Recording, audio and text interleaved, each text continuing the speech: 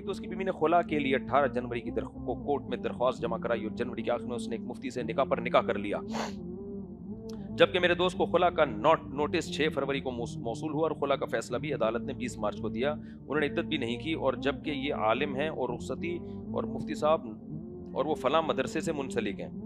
میرے دوست نے ان کے خلاف 20A کا مقدمہ عدالت میں داخل کر دیا۔ آپ بتائیے شریعت کے مطابق ان کی کیا سزا ہونی چاہیے؟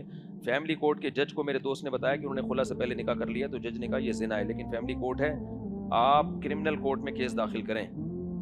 دیکھو، اگر یک طرفہ خلا ہے اور عورت نے گواہوں سے ثابت نہیں کیا تھا کہ شوہر بیسک حقوق ادا نہیں کر رہا، یا اور شوہر نے سائن بھی نہیں کیا، تو پھر یہ خلا کے بعد بھی زنا ہے۔ سمجھ رہے ہو؟ فسخ نکاح کے جب تک معتبر اسباب نہیں پائے جائیں گے اس وقت تک عدالت کا فیصلہ معتبر نہیں ہوتا۔ ہاں، کچھ نکاح کے اسباب ہیں جس سے تنسیخ نکاح ہو سکتا ہے، وہ اسباب اگر پائے گئے تھے تو پھر نکاح ختم ہو گیا، نہیں پائے گئے تھے تو نکاح نہیں ختم ہوا۔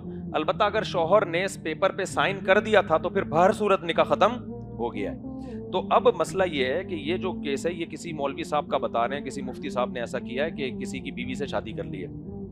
پہلی بات تو یہ سمجھ لو کہ جس شخص کے نام کے آگے بھی مفتی لگا ہوا ہے ضروری نہیں کہ وہ مفتی ہو۔ ہمارے ملک کا بہت بڑا المیہ یہ ہے کہ گیٹ اپ پہ مفتی کی ڈگری ملتی ہے عوام کی طرف سے۔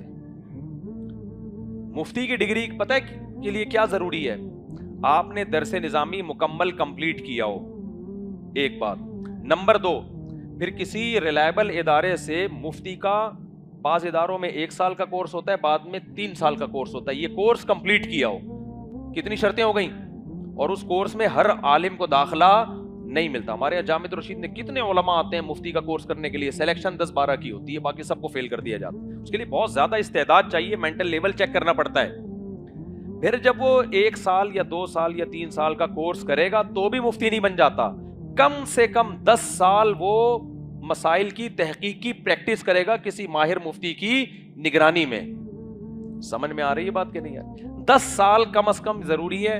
اس کے بعد خود وہ فیصلہ نہیں کرے گا کہ میں مفتی بن گیا ہوں کہ نہیں بن گیا، اس کے جو سینئر اساتذہ ہیں وہ پھر یہ فیصلہ کریں گے کہ اس کو مفتی کہا جائے یا نہیں کہا جائے۔ خود سے لگاتا پھرتا میں مفتی فلاں مفتی فلاں، یہ پاگل ہے، یہ کیا ہے؟ پاگل ہے۔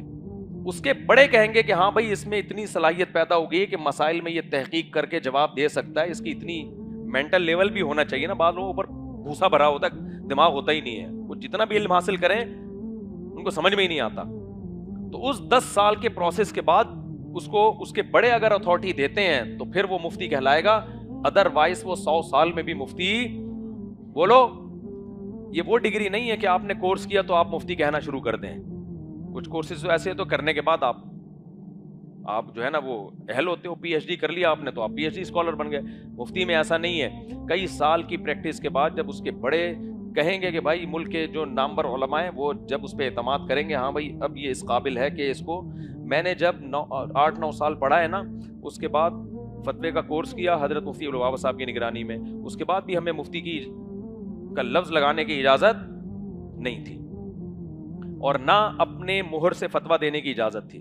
اس کے بعد پھر 11 سال میں نے اپنے سینئر اساتذہ کی موجودگی میں فتوے کا کام کیا ہے، یعنی ہم جب تحقیق کرتے تھے ان کے سامنے رکھتے تھے، وہ اس میں غلط صحیح کی کریکشن کرتے تھے، پھر ہمیں اور تحقیق کا کہتے، اس طرح سے 10-11 سال کنٹینیو کام کرنے کے بعد پھر ہمارے بڑوں نے مجھے اجازت دی کہ بھائی اب آپ اپنی اسٹیمپ کے ساتھ بھی فتویٰ جاری کر سکتے ہو۔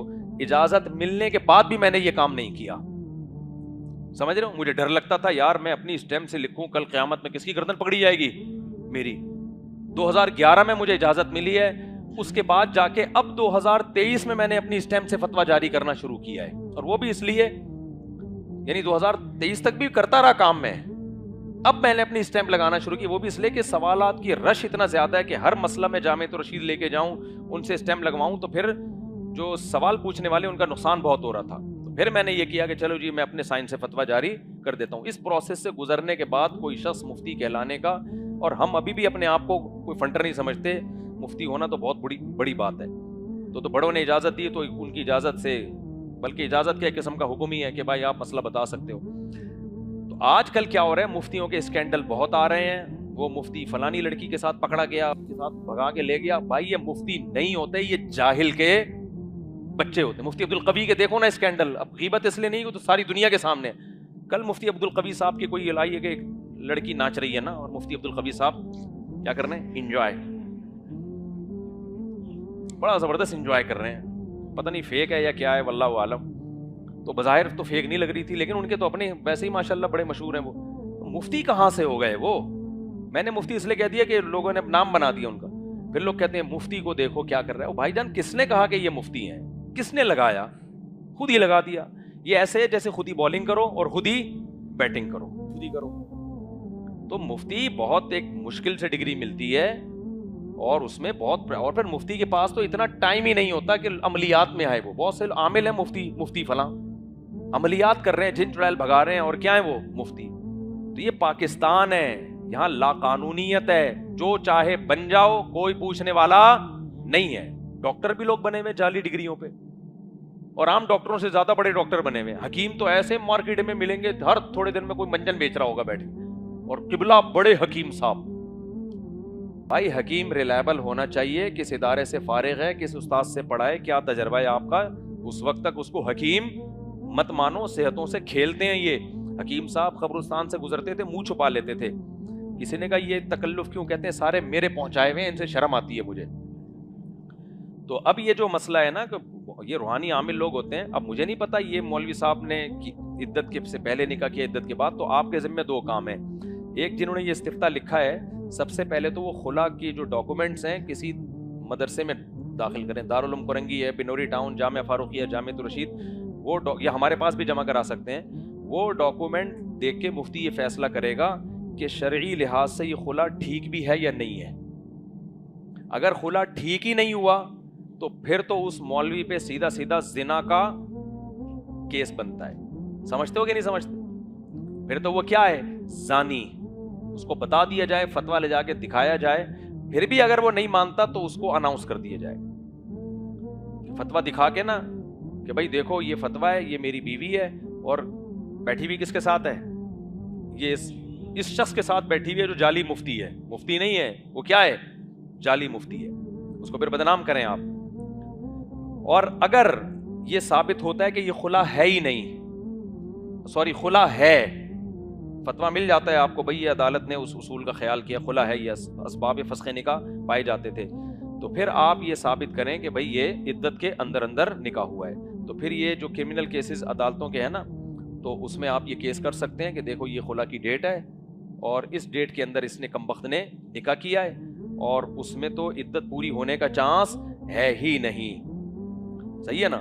تو پھر آپ اس کے اوپر کیس کر سکتے ہیں, تو وہ اندر ہو سکتا ہے, اور اس کو چھوڑے نہیں, آپ نے اندر کرانا ہے. لیکن میں پھر بتا دوں, مجھے نہیں پتا یہ جو لکھا ہوا ہے صحیح لکھا ہے کہ غلط لکھا ہے, ہو سکتا ہے ایسا نہ بھی ہو. تو کسی پہ الزام لگانے سے پہلے جب تک دونوں طرف کی بات نہ سنی جائے اس وقت تک فیصلہ کرنا ممکن نہیں ہوتا. تو میرے اس اسپیچ کا مطلب یہ نہ سمجھے کہ میں اس مولوی کے خلاف بول رہا ہوں. ہو سکتا ہے اس مولوی سے ہم ملیں تو وہ بتا دے کہ بھائی شرعی لحاظ سے بھی خلا ٹھیک تھا, میں نے فتویٰ لیا تھا, اور عدت بھی اس کی پوری ہوئی تھی. تو میں طرفداری نہیں کرتا, میں کہتا ہوں اگر یہ ٹھیک ہے تو پھر یہ کریں, باقی ٹھیک ہے یا نہیں, بھائی ہم نے تو ایک طرف کا بیان سنا ہے, ہم نے دوسری طرف کا بیان نہیں سنا.